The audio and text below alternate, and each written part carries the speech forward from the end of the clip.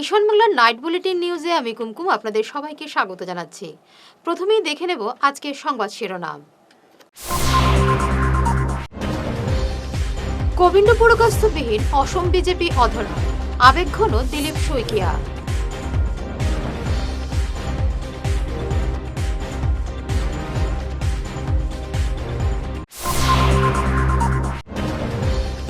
গোবিন্দবাবুর হাত ধরে রাজনীতিতে প্রবেশ শিলাদিত্যের, রাজনৈতিক গুরুকে শ্রদ্ধা জানালেন প্রাক্তন বিধায়ক।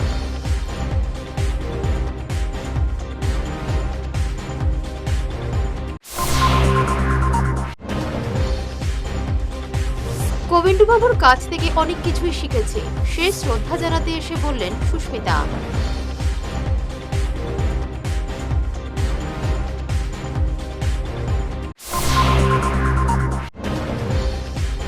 রামনগরের রাস্তার পাশে মিলল অজ্ঞাত পরিচয় এক ব্যক্তির লাশ, এলাকায় চাঞ্চল্য।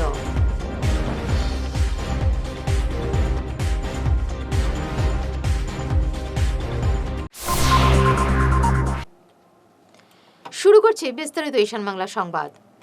উত্তর পূর্বে বিজেপির স্থপতি প্রয়াত গোবিন্দপুরকাস্তের নাম না নিলে অসম বিজেপি একদমই অধরা। আজ শিলচরে এমন আবেগঘন মন্তব্য করলেন রাজ্য বিজেপি সভাপতি দিলীপ শইকিয়া। প্রয়াত নেতাকে শেষ শ্রদ্ধা জানাতে আজ গুয়াহাটি থেকে শিলচর ছুটে আসেন রাজ্য বিজেপি সভাপতি। প্রিয় নেতাকে তিনি শেষ শ্রদ্ধা জানান। সংবাদ মাধ্যমে তিনি গোবিন্দবাবুকে নিয়ে আবেগঘন বক্তব্য রাখেন। অসমত ভাৰতীয় জনতা পাৰ্টীৰ প্ৰতিষ্ঠাপকসকলৰ মাজৰ অন্যতম কাণ্ডাৰী আমাৰ সকলোৰে পৰম শ্ৰদ্ধেয় মাৰ্গদৰ্শক, আমাৰ অভিভাৱক স্বৰূপ, পিতৃপুৰুষ স্বৰূপ প্ৰাক্তন কেন্দ্ৰীয় মন্ত্ৰী শ্ৰীযুত গোবিন্দ পুৰকাস্ত ডাঙৰীয়াৰ দেহাৱসানৰ বাতৰিয়ে প্ৰতিগৰাকী ভাৰতীয় জনতা পাৰ্টীৰ কাৰ্যকৰ্তা, সমৰ্থক, শুভাকাংক্ষী, গুণমুগ্ধ সকলোকে মৰ্মাহত কৰিছে। গোবিন্দদাৰ নাম নোলোৱাকৈ অসম বিজেপি সম্পূৰ্ণ নহয়। ভাৰতীয় জনতা পাৰ্টীৰ প্ৰতিষ্ঠা কালৰ পৰাই অসমত বা বৰাক উপত্যকাত বিশেষভাৱে আমাৰ দলটোক নিজ হাতেৰে শ্ৰম, কষ্ট আৰু ত্যাগ তিনিওটাৰে তেখেতে যি ধৰণে সন্মুখৰ পৰা নেতৃত্ব দিছিল, সেয়া আমাৰ সকলোৰে বাবে স্মৰণীয় হৈ থাকিব। গোবিন্দদাৰ সংগঠনৰ প্ৰতি যিটো নিষ্ঠা আছিল, দলটোৰ প্ৰতি, দলটোৰ আদৰ্শৰ প্ৰতি তেখেতে যি ধৰণে সকলো সময়তে জীৱনৰ শেষ মুহূৰ্তলৈকে দলটোৰ কথা কেৱল ভাবি গৈছিল, দেশখনৰ কথা ভাবি গৈছিল। প্রাক্তন কেন্দ্রীয় মন্ত্রী প্রয়াত গোবিন্দপুরকাস্তের হাত ধরে 1991 সালের রাজনীতিতে প্রবেশ করেছিলেন হুজাইর প্রাক্তন বিধায়ক শিলাদিত্য দেব। গোবিন্দবাবুই তার রাজনৈতিক গুরু। প্রিয় নেতাকে শ্রদ্ধাঞ্জলি জানাতে আজ শিলচর এসে নিজেই এমন জানান শিলাদিত্য। প্রয়াত নেতার পিএ হিসেবেও কাজ করেছিলেন শিলাদিত্য। থাকা খাওয়া একই সঙ্গে করেছিলেন দীর্ঘদিন। সেই পুরনো স্মৃতি সংবাদ মাধ্যমে তুলে ধরলেন শিলাদিত্য দেব। গোবিন্দ পুৰকাস্ত মহাশয় মোৰ ৰাজনৈতিক গুৰু। 1991 তেখেতৰ হাত ধৰি পেলাই মই ৰাজনীতিত প্ৰৱেশ কৰিছিলোঁ আৰু সেই দিনটোৰ পৰা তেখেতৰ লগত তেওঁ 1991 পৰা 96 লৈ যেতিয়া সাংসদ আছিলে, মই তেখেতৰ পিএ হিচাপেও তেখেতক এছিষ্ট কৰিছিলোঁ। একেলগতে থাকিছিলোঁ, তেওঁৰ যিটো দিল্লীৰ কোৱাৰ্টাৰ আছিলে তাতে একেলগত থাকিছিলোঁ। আৰু যেতিয়া আমি একেলগত থাকিছোঁ, মই ফিল কৰিছোঁ যে তেখেত মানে কোনো সাংসদ বুলি তেখেতক আমাক কেতিয়াও মানে এইটো দিয়া নাই, মানে সেই ফিলটো দিয়া নাই। এনেকুৱা লাগিছে আমাৰ দেউতাৰ নিচিনা তেওঁৰ বিহেভিয়াৰ। আৰু মোৰ এতিয়াও মনত আছে, মই যেতিয়া জাৰ্নেলিজম পঢ়ি আছোঁ ভাৰতীয় বিদ্যাভৱনত, লগতে তেখেতৰ পিএ হিচাপেও কাম কৰি আছোঁ। গধূলি আহিছোঁ, আহি দেখিছোঁ তেখেতে বাচন ধুই আছে। বাচন যেতিয়া ধুই আছে, মই ক'লো, আৰে আপুনি কিয় বাচন ধুই আছে? তাৰমানে আজি কাম কৰা মানুহজন অহা নাই, এইকাৰণে মই বাচনটো ধুই দিওঁ। মই ক'লো, আৰে মই আহি ধুব পাৰিলোঁ হয়। ক'লে, তই এতিয়া কলেজৰ পৰা আহিবি, ইমান ক্লান্ত হৈ আহিবি, ক'ত আকৌ আহি বাচন ধুবি? এইকাৰণে ময়ে ধুই দিলোঁ। এই মানে সৰু সৰু কথা এইবিলাক, এইটো মানে আমি ফিল কৰিছোঁ যে তেওঁ মাটিৰ মানুহ আছিলে, তেওঁৰ ওচৰতে ফাৰ্ষ্ট প্ৰায়ৰিটি আছিলে দেশ।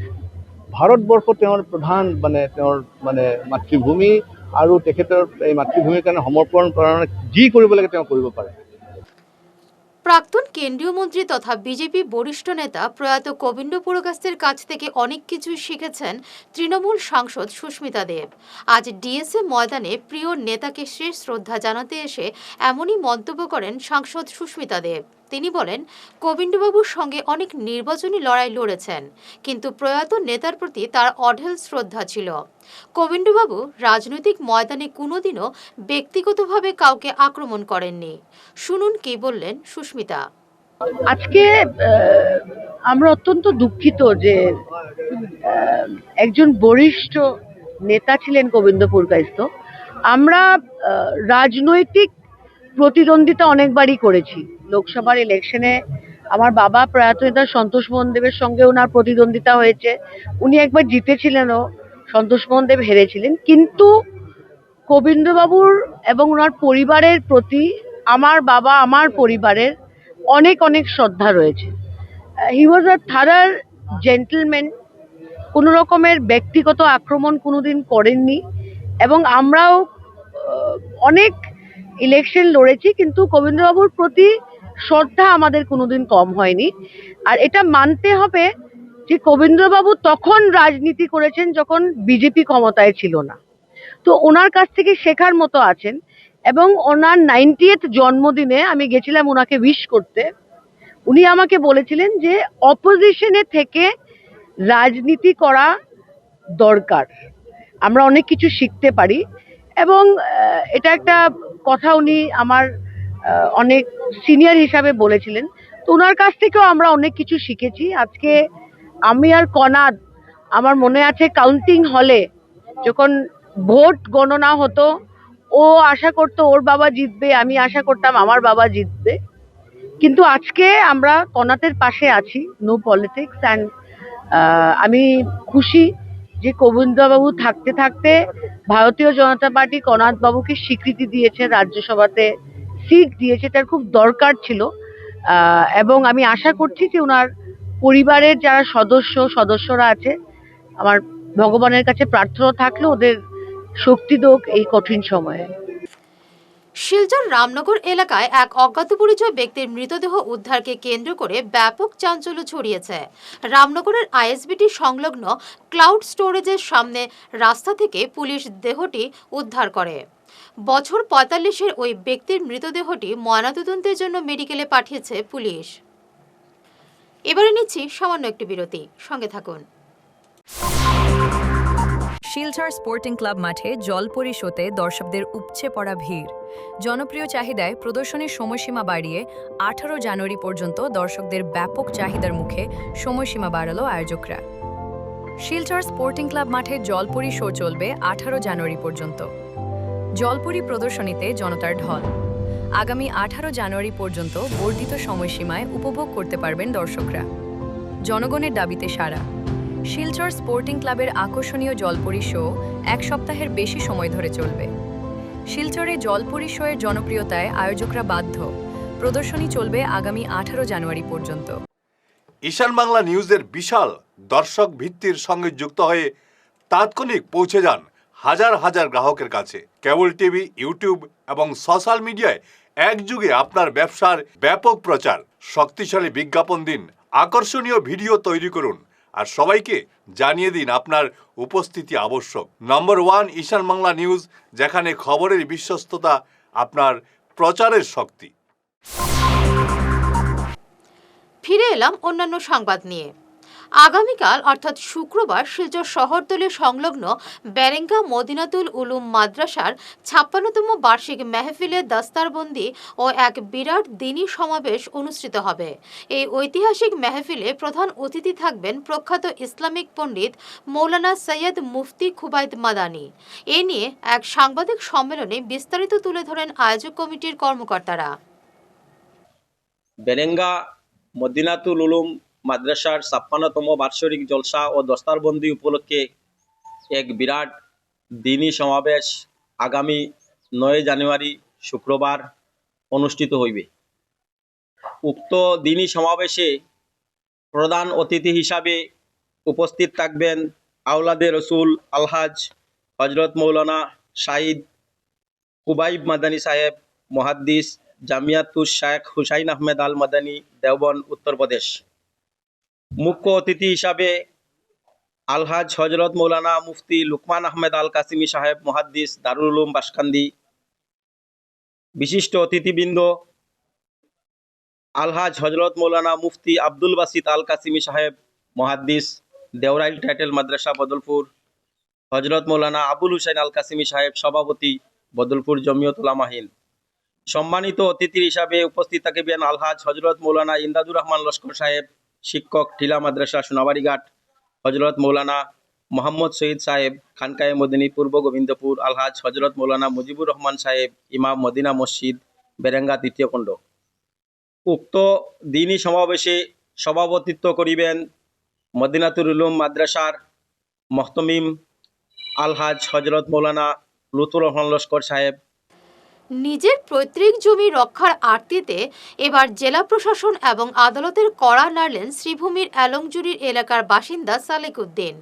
বিরোধপূর্ণ জমিতে অবৈধভাবে মাটি ভরাট এবং প্রতিপক্ষের ক্রমাগত হুমকির মুখে পড়ে ন্যায় বিচারের দাবি জানিয়েছেন তিনি। আমার নাম সালেকুদ্দিন, আমার গ্রাম হইল গিয়া এলংজুরি, বুঝছেন কি হয়েছে।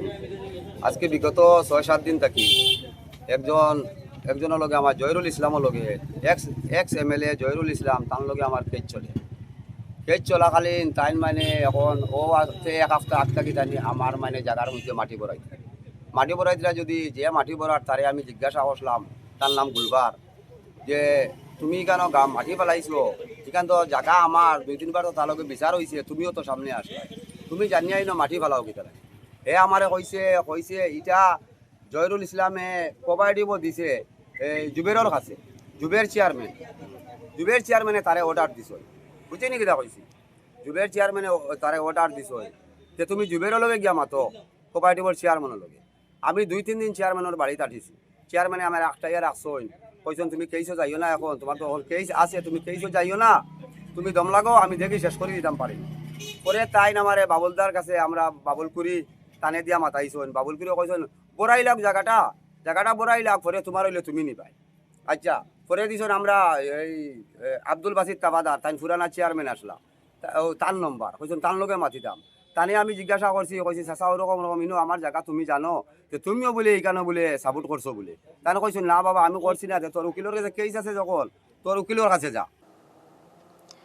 সামাজিক দায়বদ্ধতা এবং নিষ্ঠার এক বিরল সমন্বয় ছিলেন অধ্যাপক তথা সাংবাদিক জ্যোতিলাল চৌধুরী। তার কর্মজীবন আগামী প্রজন্মের সাংবাদিকের কাছে এক অফুরন্ত প্রেরণার উৎস। শিলচর প্রেস ক্লাবে বরাক নাগরিক সংসদের উদ্যোগে আয়োজিত জ্যোতিলাল চৌধুরী চতুর্থ প্রয়াণবার্ষিকী অনুষ্ঠানে বিশিষ্টরা এই অভিমত ব্যক্ত করেন। সাংবাদিকতায় বিশেষ অবদানের জন্য এবছর জ্যোতিলাল চৌধুরী স্মারক সাংবাদিকতা পুরস্কার প্রদান করা হয় বিশিষ্ট সাংবাদিক এবং সম্পাদক বিভূতিভূষণ গোস্বামীকে। এ অঞ্চলের প্রখ্যাত সাংবাদিক, অধ্যাপক, সমাজচিন্তক জ্যোতিলাল চৌধুরীর আজ চতুর্থ প্রয়াণ বার্ষিকী। এ উপলক্ষে শিলচর প্রেস ক্লাবে বরাক নাগরিক সংসদ আয়োজিত অনুষ্ঠানে তার স্মৃতির উদ্দেশ্যে আমরা বিনম্র প্রণতি নিবেদন করেছি এবং জ্যোতিলাল চৌধুরী এ অঞ্চলে সাংবাদিকতার ক্ষেত্রে যে উজ্জ্বল দৃষ্টান্ত স্থাপন করে গিয়েছেন সেটা আজও এ অঞ্চলের সকল সাংবাদিকের কাছে প্রেরণার উৎস। আজকে এই অনুষ্ঠানে স্মৃতিচারণ ছাড়াও ছিল জ্যোতিলাল চৌধুরী স্মারক সাংবাদিকতা পুরস্কার প্রদান। এই পুরস্কার সম্মাননা প্রদান করা হয়েছে এ অঞ্চলের বিশিষ্ট সাংবাদিক, সম্পাদক শ্রী বিভূতিভূষণ গোস্বামী মহাশয়কে। গত কয়েক দশক ধরে বিভূতিভূষণ গোস্বামী এ অঞ্চলের সাংবাদিকতার জগৎকে আলোকিত করে চলেছেন। অটল বিহারী বাজপেয়ী কবে এই ইস্ট ওয়েস্ট করিডোরের উনি জনক ছিলেন, স্বপ্ন দেখেছিলেন। আজকে পর্যন্ত দেশের বাকি অংশে হয়ে গেছে, সুনামগঞ্জ হয়ে গেছে, কিন্তু আজকে পর্যন্ত আমাদের এই যে 25 কিলোমিটার জায়গাটা শেষ হলো না। এখানকার মন্ত্রী কৌশিক রায় বা অন্যরা খুব চেষ্টা করছেন, আমরা লক্ষ্য করেছি, খুব চেষ্টা করছেন ওরা, কিন্তু স্থানীয় যারা প্র্যাকটিক্যালি ওখানে কাজে আছেন, ওদের বক্তব্য হলো হয়তো জানুয়ারিতে সম্ভব নাও হতে পারে। এই তো আমাদের অবস্থা। আমার লিঙ্ক রোডে স্বাধীনতার 80 বছর পরে কোনো বিশুদ্ধ পানীয় জল নেই। সকালে যে জল দেওয়া হয়, বিকালে যে জল দেওয়া হয়, সেই ঘোলা জল, সবুজ রঙের জল। যার বাড়িতে বোরিং আছে সেই বাড়ি থেকে লোকে বালতি দিয়ে কলস দিয়ে জল নিয়ে যায়। ফলে আমরা খুব বাজে অবস্থায় আছি। আমাদের অর্থনৈতিক অবস্থা, উন্নয়নের যে অবস্থা আমাদের খুব বাজে। সেই ক্ষেত্রে হয় কি, ওদেরকে ধৃষ্টতা বলবে, আমরা রাজনৈতিক দল অন্যদের আমরা প্রায় ভরসা ছেড়েই দিয়েছি। শেষ করার আগে আবারও দেখে নিচ্ছি সংবাদ শিরোনাম।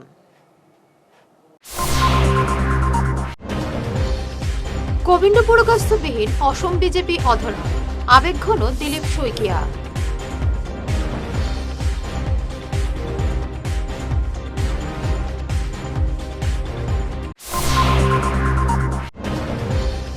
গোবিন্দবাবুর হাত ধরে রাজনীতিতে প্রবেশ শিলাদিত্যের, রাজনৈতিক গুরুকে শ্রদ্ধা জানালেন প্রাক্তন বিধায়ক।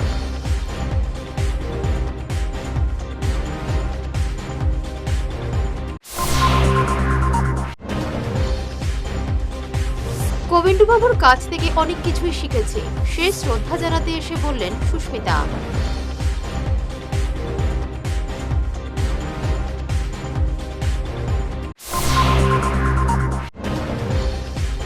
রামনগরের রাস্তার পাশে মিলল অজ্ঞাত পরিচয় এক ব্যক্তির লাশ, এলাকায় চাঞ্চল্য।